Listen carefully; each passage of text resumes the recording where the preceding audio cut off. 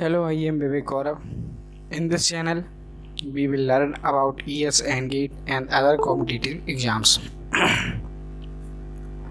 which are related to technicals. So I am Vivek Gaurav. Welcome to in this my channel. Firstly, I am a mechanical engineer. For studying mechanical engineer, there are 12 most important subjects which will be studied. इसमें मैं दोनों language में cover करने की कोशिश करूँगा ताकि दोनों मीडियम में किसी को भी दिक्कत ना आए मेरी तरफ से। तो so we will start thermodynamics. It is a basics of mechanical engineering. In thermodynamics,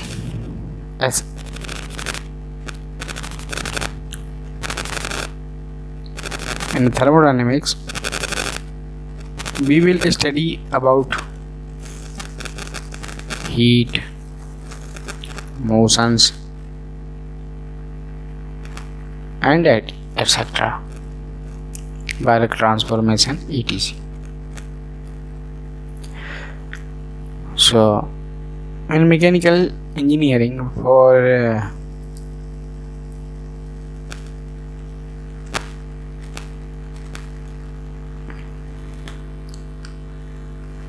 study when we will study thermodynamics, there are 12 most important subjects.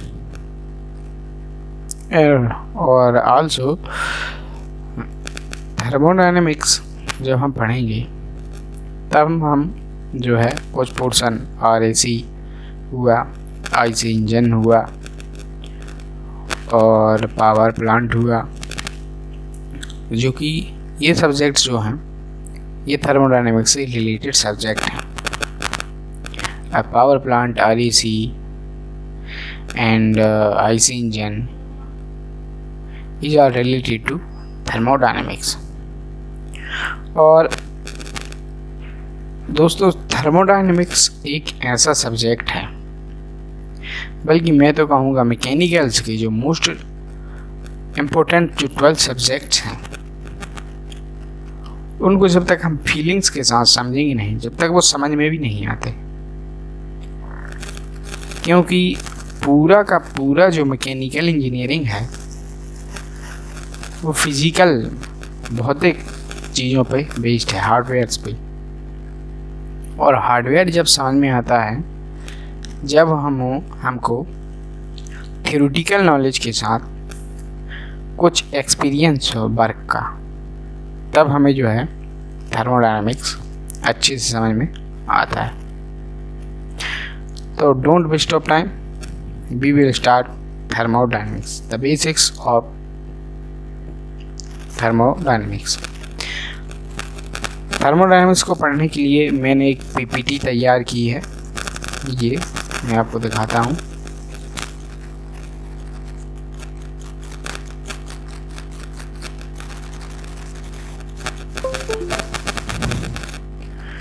ये जो PPT है ये मैंने PPT तैयार की है, इसके थ्रू हम जो है पढ़ेंगे थर्मोडायनेमिक्स को।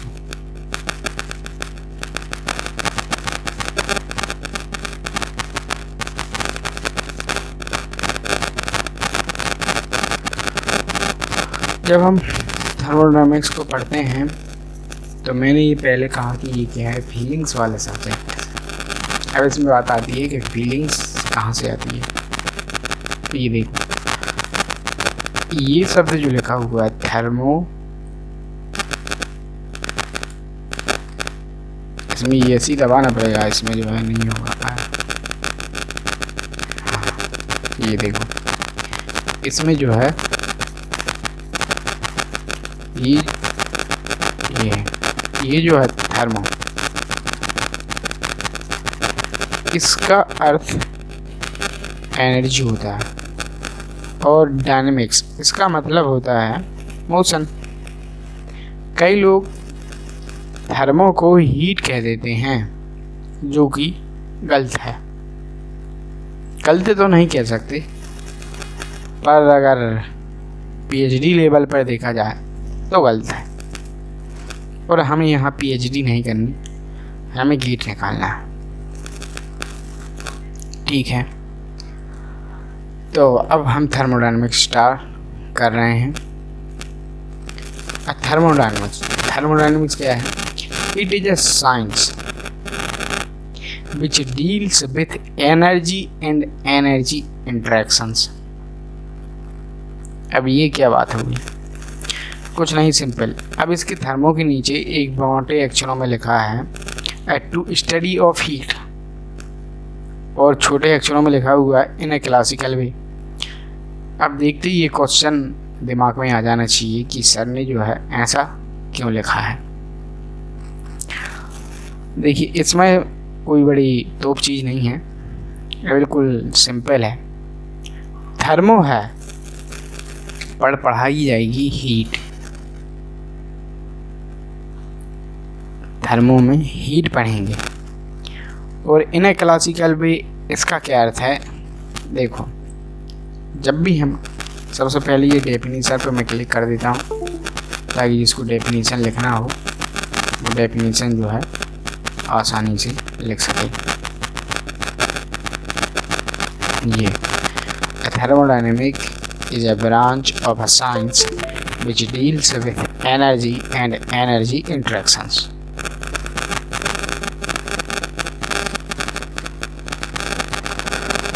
अब बात आती है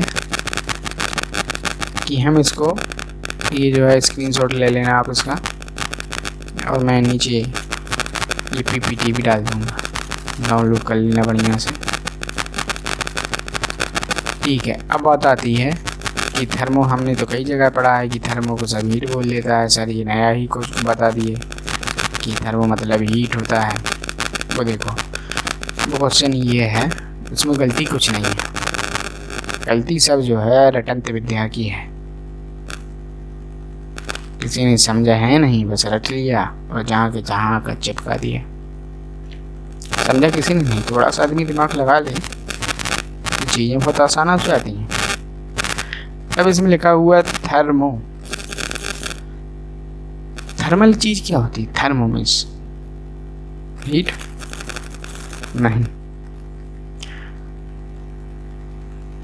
हम अगर थर्मो पढ़ते या थर्मो का मतलब हीट होता, समझना मेरी बात को। अगर थर्मो का मतलब हीट होता तो फर्स्ट 0th लॉ से लेके at the end of 3rd law तक, 0th लॉ से लेके at the end of 2nd law तक हमें हीट के बारे में पढ़ाया जाता, एनर्जी के बारे में नहीं। और मैं तो कहता हूँ जो थर्मो की जो डेफिनेशन है उसमें भी कहीं हीट का जिक्र नहीं किया गया है, एनर्जी का किया गया है। उसमें लिखा हुआ है energy and energy interactions. 0th law में भी कहीं भी हीट का जो है बात नहीं की गई है, 1st लॉ में भी नहीं की गई है। Energy can not be created, can not be destroy. ठीक है, 2nd लॉ तक आते आते कहीं एक बार जिक्र होता है। ठीक है, क्योंकि वो गाइड करता है कि एनर्जी कहाँ से कहाँ की ओर जाती है, ट्रांसफ़र कहाँ से कहाँ होती है। ठीक है, और लोगों को कभी हम जो है प्रूव नहीं कर सकते क्योंकि वो लॉ है। तो हम बात कर रहे थे थर्मो की। ये जो है थोड़ा डिटेल में जा रहा हूँ क्योंकि ये मेरी पहली क्लास है। अगर रिस्पांस अच्छा मिलता है तो मैं आगे बढ़ाऊँगा इसको। तो अब थर्मो की यहाँ पे बात होती है। आप लोगों ने देखा होगा, मैं एक एग्जांपल से समझाता हूँ। कुछ बात जो है ज़्यादा ही टफ हो रही है। उसको हम इस प्रकार समझ सकते हैं, एनर्जी जो है एक समुद्र है। एनर्जी क्या है? एक समुद्र है। हीट एक निश्चित कंटेंट, जैसे कि एक बाल्टी मान लो, ठीक है, एक बाल्टी मान लो, एक बाल्टी में कितनी पानी बनेगी, उसकी मैक्सिमम लिमिट क्या है? मान के चलो 5 है तो 5 रहेगी, 5 लीटर की है, 10 लीटर की है तो 10। और जो 10 क्या है वो हमारा टेम्परेचर है, हम जिसको नाप रहे हैं। अब जो समुद्र है, अर्थात समुद्र में जो जल भरा हुआ है, वो क्या है? एनर्जी। उस एनर्जी का एक फॉर्म हीट है, और इस एक हीट फॉर्म को जिसको हम नाप रहे हैं वो हमारा टेम्परेचर है। अब वो कम भी हो सकता है, ज़्यादा भी हो सकता है, उसकी कोई वैल्यू डिफाइन नहीं है कि मैक्सिमम टेम्परेचर कितना हो सकता है, मैक्सिमम हीट कितनी हो सकती है, ठीक है। तो ये यहाँ तक ये बात थोड़ी अब समझ में आई होगी, थोड़ा क्रिस्टल क्लियर अब मेरे हिसाब से हो गया होगा कि थर्म में क्या ना क्या चाहता हूँ, थर्मो क्या है। इसलिए हम इसमें एनर्जी की बात करेंगे, एनर्जी कहाँ से कहाँ ट्रांसफ़र हो रही है उसकी बात की जाएगी, उसके एक फॉर्म हीट उसके बारे में बात करेंगे, और उससे हमारी क्या आउटपुट निकलती है, क्या इनपुट निकलती है, इसके बारे में हम चर्चा इस सब्जेक्ट में करेंगे। अब हम देखते हैं, कभी भी हम कोई भी काम करें तो उसका कुछ अप्रोच होता है, कुछ माइंड में थिंकिंग होती है कि हाँ ऐसे ऐसा करेंगे, ऐसा ऐसा होगा। इस सब्जेक्ट को हम जब पढ़ेंगे तो सेम, क्योंकि मैंने पहले ही बोला है कि ये क्या है कि फिजिकल, मतलब आप इसको फीलिंग करोगे तो यही हो जाएगा, और रटोगे तो इससे टफ सब्जेक्ट भी कोई नहीं है, क्योंकि फीलिंग्स, जो सब्जेक्ट फीलिंग्स वाले होते हैं उनको रटा नहीं जा सकता। तो मैंने कहा कि किसी भी काम को कुछ अप्रोच होता है कुछ करने का, तो इस पर सब्जेक्ट को पढ़ने की भी 2 अप्रोच हैं, और दोनों ही अप्रोच अपने आप में बहुत बड़ी चीज़ है। एक अप्रोच है मैक्रोस्कोपिक और दूसरा अप्रोच है माइक्रोस्कोपिक। ऐसे namely macroscopic, the individual molecular of the gas is not taken into the consideration. The average behavior of the molecule is taken into the consideration. इसका मतलब क्या हुआ? इसका मतलब ये हुआ कि हम गैस के एक एक मॉलिक्यूल एक एक अणु को नहीं देखेंगे, हम एवरेज की जब बात करेंगे तो वो हमारा मैक्रोस्कोपिक होगा, और इसी के कारण इसको क्लासिकल थर्मोडायनेमिक्स कहा जाता है। तो अप्रोच पे हम बात चलते हैं। ये अब होता है microscopic. In this approach individual molecular behavior of a gas is taken into the consideration.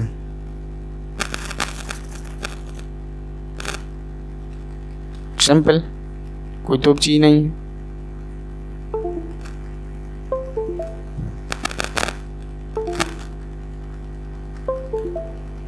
ठीक है, अब बात आती है जब हम किसी ऑब्जेक्ट पर काम करेंगे, ठीक है, तो सिस्टम कैसा है, बाउंड्री कंडीशंस क्या हैं, और सराउंडिंग का कैसा एनवायरनमेंट है, ये 3 चीज़ें हमेशा इम्पोर्टेंट होती हैं। उदाहरण के तौर पे एक सीमेंट, हम लोगों को जो एक सीमेंट की जो है प्लांट इंस्टॉल करना है, या फिर पवन चक्की लगानी है। अब पवन चक्की हमने लगा दी, सिस्टम है, लगा दिया, बाउंड्री कंडीशन उसकी देख ली, परंतु हमने सराउंडिंग पर ध्यान नहीं दिया। पता चला कि हमने ऐसी जगह चला दी जहाँ हवा तो चलती ही नहीं। अब हवा नहीं चलेगी तो पकवान चक्की नहीं घूमेगी, चक्की नहीं घूमेगी तो कोई उसका अर्थ लगाने का रह ही नहीं गया। और अगर दूसरी चीज, अब हमको एक सीमेंट की फैक्ट्री डालनी। अब सीमेंट की फैक्ट्री हमने ऐसी जगह डाल दी जहाँ पे फार्मिंग वगैरह होती है, तो वहाँ पे सब फार्मर जो हैं उनको नुकसान हो जाएगा। तो जो है बाउंड्री और सराउंडिंग और सिस्टम किस प्रकार जो है एक दूसरे से कनेक्ट हैं और उनका किस प्रकार हम ध्यान देना चाहिए, ये जो है बहुत इम्पोर्टेंट। उदाहरण के तौर पे आपने किराने की दुकान डाली, पता चला कि वहाँ 10 दुकान है किराने की। अब आपने जितना खर्चा किया उतना निकल ही नहीं रहा, आपकी दिन की मजदूरी नहीं निकल रही। ठीक है, तो ऐसे ही जो है मैंने कहा कि थर्मोडायनेमिक्स जो है फिजिकल सब्जेक्ट, ये बहुत आसानी से समझ में आएगा, अगर रटोगे तो नहीं आएगा। सिस्टम, तो सिस्टम क्या होता है, ये मैंने एक गोला बनाया है, उसमें समझ में आ जाएगा। ठीक है, तो सिस्टम की जब हम अब बात करते हैं, ये जो गोला है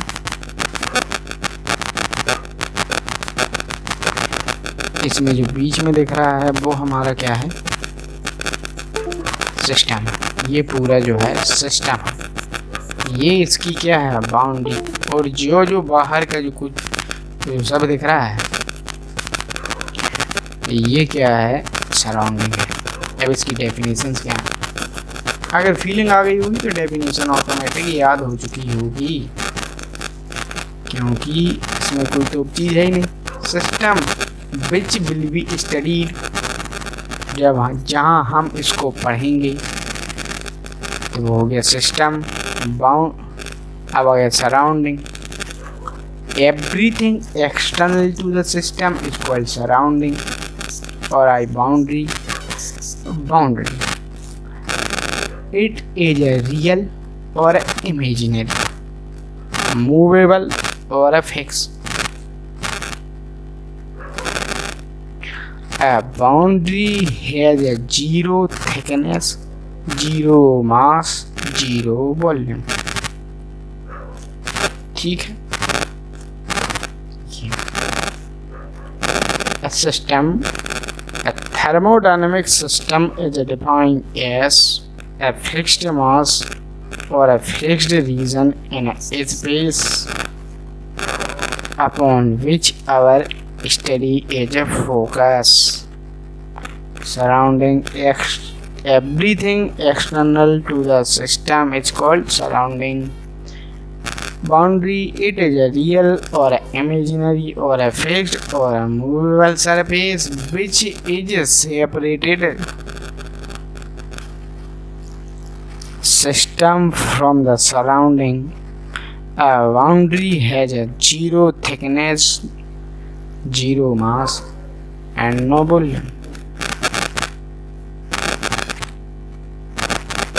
Simple.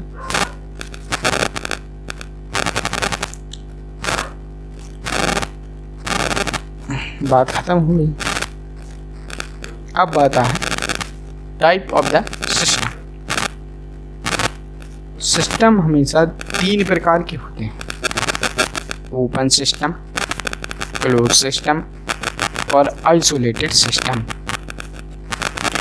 Open system, mass and energy both are transferable. एक ऑब्जेक्ट से मास और एनर्जी दोनों ही बाहर अंदर जा रहा है, ओपन सिस्टम। ठीक है, उदाहरण के तौर पर piston cylinder arrangement with valve. कुछ ज़्यादा टफ हो गई बात। देखो ये क्या है, एक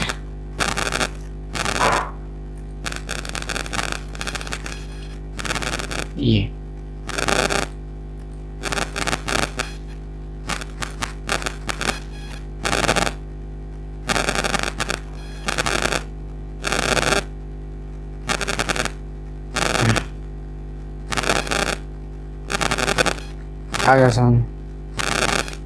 अभी दूसरी चीज देखते हैं।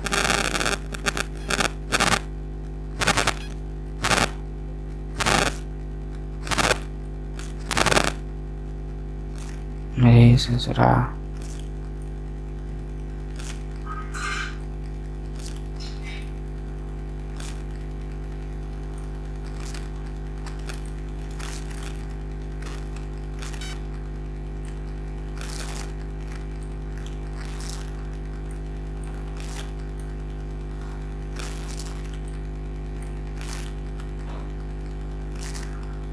ये हमारा जो है क्या है, पिस्टन है। ठीक है, ये हमारा पिस्टन है। एक बार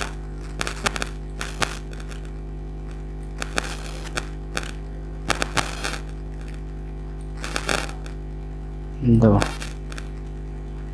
इसको जो है यहाँ पे ऐसे लगा दो और इसको जो है यहाँ पे ऐसे लगा दो। ये बन गया। अब ये क्या है, मेक अ सिंपल। ठीक है, हमें ये समझने के लिए ये बनाया है। ये हमारा पिस्टन है। ये कैसा होता है, ऑक्सीलेट होता है यहाँ से यहाँ। ये बाहर क्यों चला जा रहा है? हाँ, ये ठीक है, समझने के लिए काफ़ी है, नो कमेंट।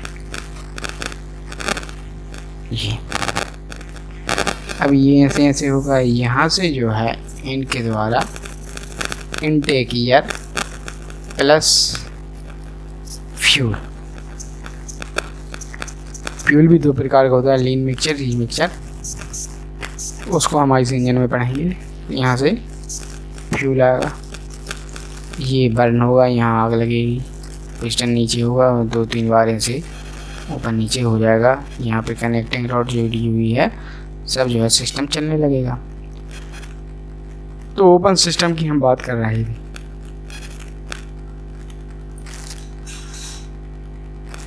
अरे ये क्या होगा, हाँ, ओपन सिस्टम की हम बात कर रहे थे। अब open system piston cylinder arrangement with valve. यहाँ से गैस आ रही है और यहाँ से गैस जा रही है, बर्न होके exhaust gas, intake air coming and exhaust gas is out. अब गैस में जो है थोड़ा बहुत मास भी होगा, एनर्जी भी होगी।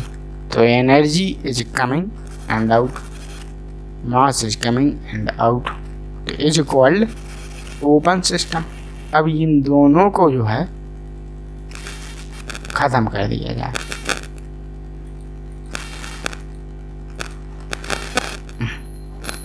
अब ये बचा, ठीक है।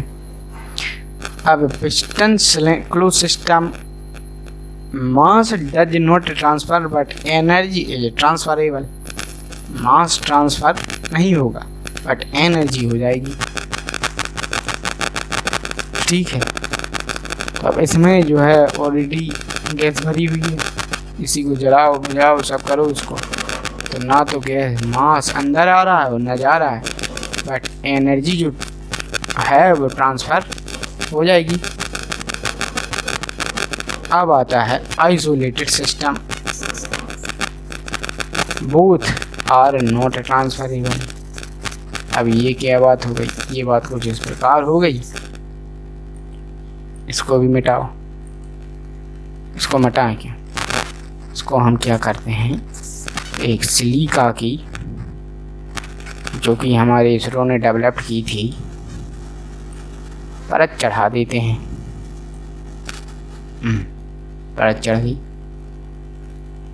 अब जो है ना तो अब इंसुलेटेड कर दिया, अब ना तो हीट बाहर जाएगी और ना मास, वो था। तो इसका सबसे बढ़िया एग्जांपल कौन है, यूनिवर्स। यूनिवर्स से ना तो एनर्जी जो है बाहर जा रही है और ना अंदर आ रही है। Energy can not be created, can not be destroy. Simple, very जी।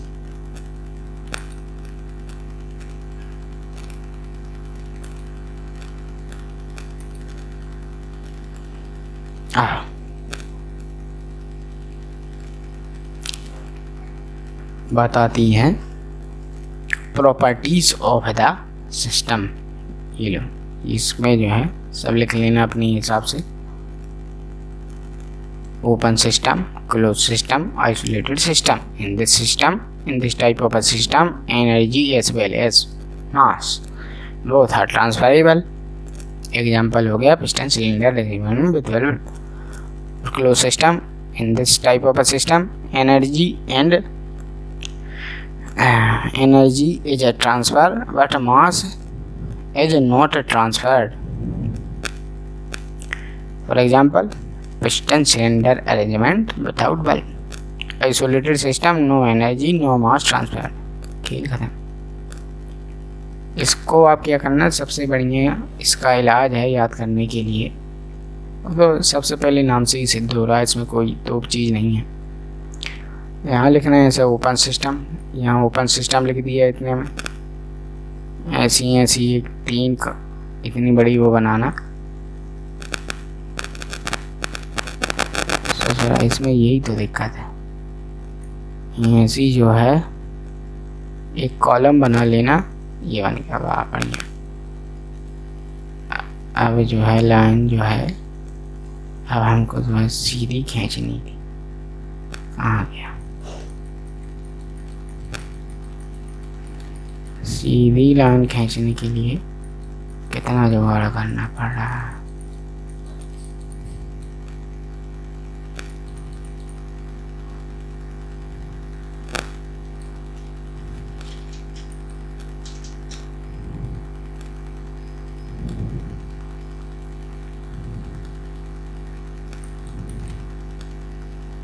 इसमें कहीं कुछ दिख रहा है लाइन वाइन टाइप।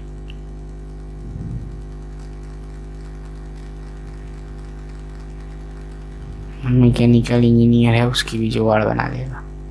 ये देखो कैसे ऐसे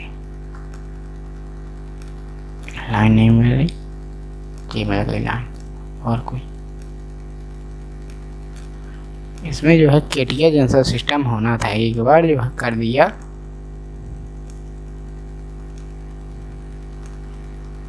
दिक्कत खत्म। अब यहाँ पे लिख दो ओपन सिस्टम, यहाँ क्लोज सिस्टम, यहाँ जो है आइसोलेटेड सिस्टम। यहाँ पे लिख दो मास, टिक लगा दिया, नो टिक कैंसल। अब यहाँ पे लिख दिया एनर्जी, तो यहाँ पे टिक लगा दिया, यहाँ क्रॉस कर दिया, यहाँ भी क्रॉस कर दिए। सिंपल, याद हो गया। शॉर्ट नोट में बताऊंगा कैसे बनाए जाते हैं, ठीक है। हमको उसको मिटा देना है। सब जो है स्लाइड खाता को खराब कर देगा। चलो सब साफ हो गया। हाँ, तो सिस्टम हो गया था, बाउंड्री हो गई थी। अब प्रॉपर्टीज पे हम आए थे। Properties, intensive properties, extensive properties, ठीक है।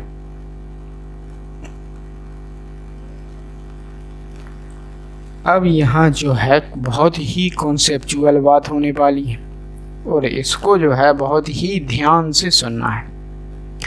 ध्यान से क्यों सुनना है? क्योंकि इसी पे सबसे ज़्यादा क्वेश्चन आते हैं, और लड़का जो है कंफ्यूज हो जाता है कि इंटेंसिव इंट्रिंसिक प्रॉपर्टी क्या होती है, एक्सटेंसिव इंट्रिंसिक प्रॉपर्टी क्या होती है। और इसकी जुगाड़, सबसे कड़वी जुगाड़ जो है वो केवल हमारे पास है। इसको जो है पहले डेफिनेशन में याद कर लो बढ़िया से, और अब हम एक जुगाड़ बताएंगे, ठीक है। अब बात आती है इंटेंसिव प्रॉपर्टी की।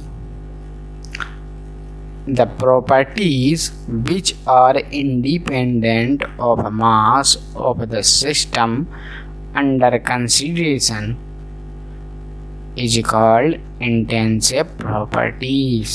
Or extensive properties, the properties which are dependent of the mass of the system under the consideration, ठीक है। एक एक वर्ड सोना है, ये बात जान लो। द प्रॉपर्टीज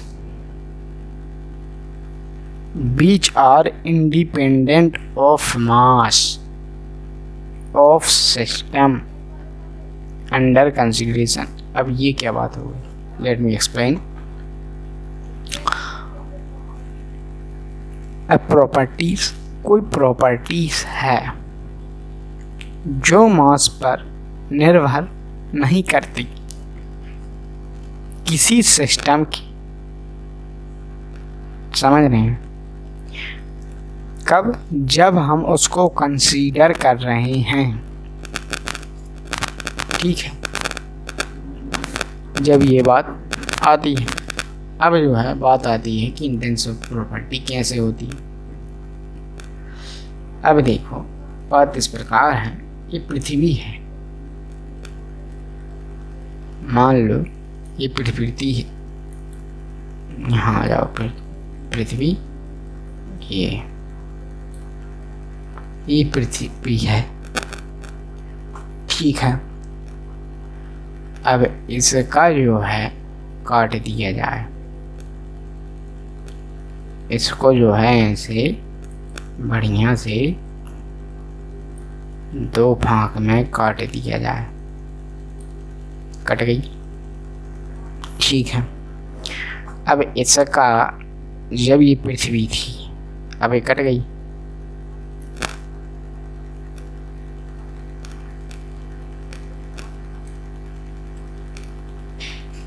अरे ससुरा ये क्या बन गया, ये क्या है, पृथ्वी है।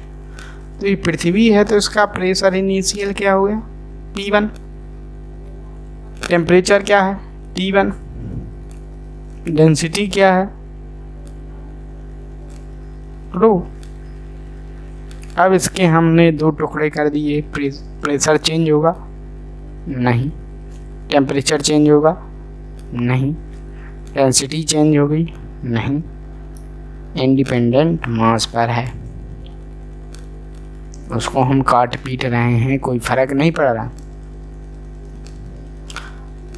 अभी कईयों के दिमाग में ये क्वेश्चन गूंज रहा है कि सर पृथ्वी काट देंगे उसका भाग कम नहीं जाएगा, प्रेशर तो गिर जाएगा ना या बढ़ जाएगा, ऐसा कुछ दिमाग में कुछ खुरापाती चल रहा होगा।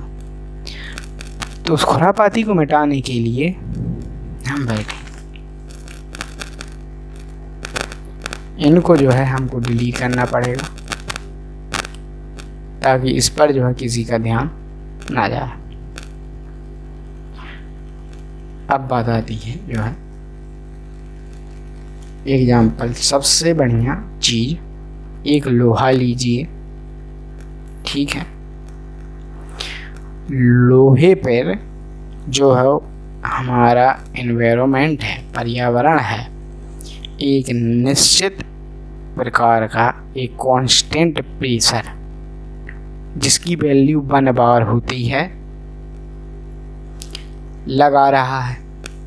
अब उस पदार्थ के 1000, उस लोहे के 1000 टुकड़े कर दीजिए, सब पे प्रेशर उतना ही लगेगा। 1000 टुकड़े कर देंगे उसके, तो जैसे उसका टेम्परेचर 100 सेल्सियस है तो उसका टेम्परेचर 100 ही रहेगा, ठीक है।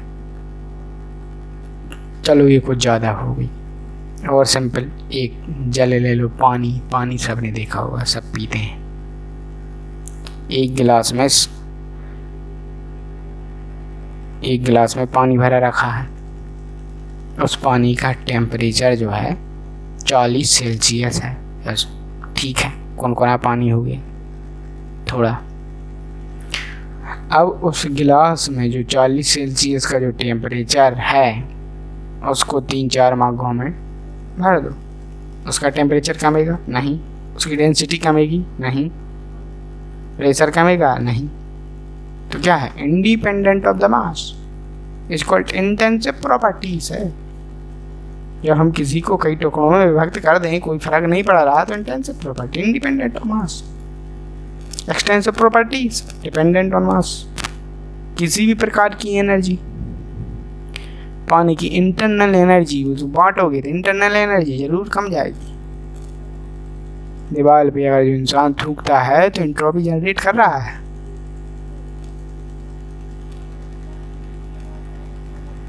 क्योंकि जब मुंह में भरे थे तो कुछ और था, बाहर निकाल दिए कुछ और हो गया।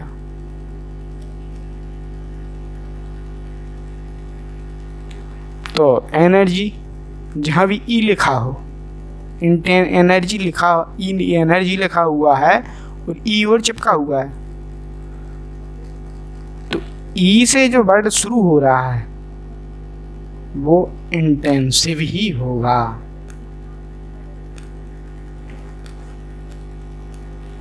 सॉरी, एक्सटेंसिव ही होगा, इंटेंसिव नहीं होगा। अब नोट है यही बात, all the specific properties are intensive properties, specific energy intensive property। जहाँ भी specific लिखा है, विशिष्ट, कहाँ क्या होगा वो intensive। When we consider macroscopic approach, the density is a extensive properties। ये बात क्यों लिखी हुई है? मैंने कहा था कि दोनों अप्रोच अपने आप में बहुत बड़ी चीज़ है। ये डेंसिटी एक अप्रोच एक नई थर्मोडायनेमिक्स को जन्म देता है। बात यहाँ आ गई, जिसने मेरी बात को ध्यान से सुना होगा, ये लाइन उसके लिए क्रिस्टल क्लियर है। अब बात आती है when we will consider microscopic। अब माइक्रोस्कोपिक मतलब, अब माइक्रोस्कोपिक क्या हुआ है? ध्यान पे जाओ डेफिनेशन पे। डेफिनेशन क्या थी? Individual molecular of the gas is taken into the consideration. Individual molecular, एक एक पे ध्यान दो, एक एक पे ध्यान दोगे तो इसकी इसकी जो है SI फॉर्मूला वो क्या है? kg per metre cube. kg is mass, metre cube is volume. Mass पे ये डिपेंड कर रहा है, इंडिपेंडेंट। ये तो डिपेंडेंट है। डिपेंडेंट कब है? जब तुम माइक्रोस्कोपिक अप्रोच लगाओगे तब, मैक्रो लगाओगे तो नहीं होगा। ठीक, अब आ गए क्वेश्चन पर। अब यहाँ से जो है धड़ल्ले से क्वेश्चन बनाओ। सबसे पहला क्वेश्चन, कोई बड़ी चीज नहीं है, हमने बोला था जहां भी वर्ड ई से शुरू हो जाए वो क्या है? Extensive properties. ठीक है, अब पूछ रहा है इंटेंसिव। ई कहाँ से शुरू हो रहा है? ई, ये तो हट गया। ई 4 को डिलीट करो। अब जहां जहां भी 4 है ये तो मतलब होगा ये लें, 2 और जाए, C और D कैंसल। अब आ गई बात 3 पे। देखो 3 प्रेशर सबसे पहले ही बताया था, 3 करेक्ट आंसर है। अब देखो, अब पहले पे चले जाओ, काइनेटिक एनर्जी की।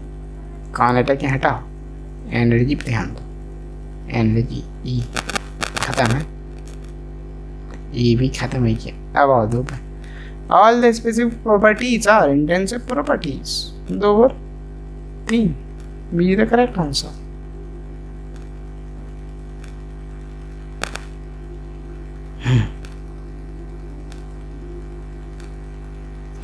ये जो 52 नंबर क्वेश्चन है ये हम बाद में पढ़ेंगे, जब ये ऑटोमेटिक हाथ मारने की जरूरत नहीं है, पैर से टिक हो जाएगा। और energy, internal energy of a system is dependent on the following aspect। Molecular weight, जब हम इंटेंसिव प्रॉपर्टीज पढ़ा रहे थे तो मॉलिक्यूलर वेट मास की बात हो रही है। फर्क पड़ता है, मॉलिक्यूलर स्ट्रक्चर बिल्कुल फर्क पड़ता है, डिग्री ऑफ मॉलिक्यूल बिल्कुल फर्क पड़ता है, तो तीनों पे फर्क पड़ रहा है। D answer. Next, close system को हमने बताया था, मास नहीं, एनर्जी हाँ, mass does not cross the boundary, energy में do so, both energy and mass cross the boundary, खत्म हो गया था ना, इधर मास नॉर एनर्जी, तुम भी खत्म हो गया, मास क्रॉस द बाउंड्री तुम भी खत्म हो गया, अभी कहीं बचा टिक लगा। In a highly rarefied gas, the concept of loose validity continuum खत्म। A control volume, अब हमने लिखा था उसमें कंट्रोल वॉल्यूम, कंट्रोल वॉल्यूम किसको कहते हैं, जिसने ध्यान दिया होगा उस बन जाएगा। इज आइसोलेटेड सिस्टम, वॉल्यूम को कंट्रोल कर रहा है, वॉल्यूम मतलब का समझ जाओ। A close system but heat and work can cross the boundary, तुम तो यहीं मर गए। A specific amount of a mass in space, ये तो यहीं धरा है, अब फिक्स दीजिए बस, खेल खत्म हो गया, एक ही बचा। An ice capped in a well insulated thermoplast, insulated की बात हो रही है, कौन सी बात हो रही है फिर समझ जाओ, यही है।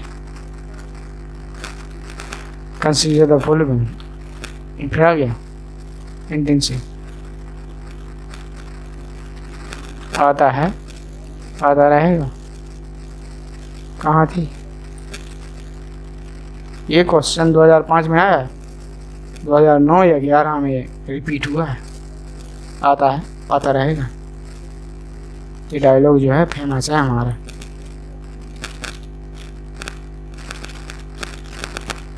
आया है, आगे आएगा, धीरे धरो आएगा, बताएंगे। तो हो गया ये हो गया। अब इंटेंसिव, ई जहाँ है ई को ढूंढो, 4 में है, 4 से 4 सी खत्म, तुम खत्म हो गए, तुम दिन पूरे हो गए तुम्हारे, दूसरा ई फिर मिल गया हमको, तो 3 और 4 तो सही है। टेम्परेचर विस्कोसिटी तो इक्वलिब्रियम है, डी आंसर हो गया।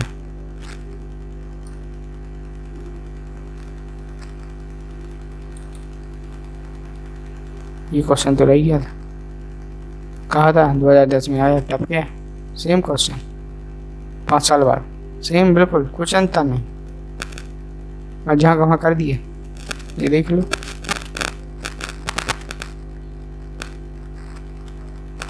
मेरी देखो, कोई अंतर नहीं।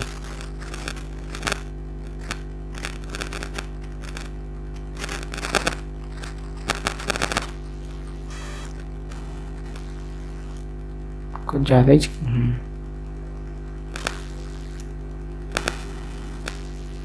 ठीक है, ये ना बता पाएंगे, ये भी ना बता पाएंगे, ठीक है। वही कि वो भी सब धर देता है क्वेश्चन, 9-10 सब रिपीटेड, करने में मजा ही नहीं। अब जो है इक्विलिब्रियम पे बात आज हम रोकते हैं, ये जो है कल अब इस पे चर्चा करेंगे, ठीक। तो goodbye, good day and welcome for next video.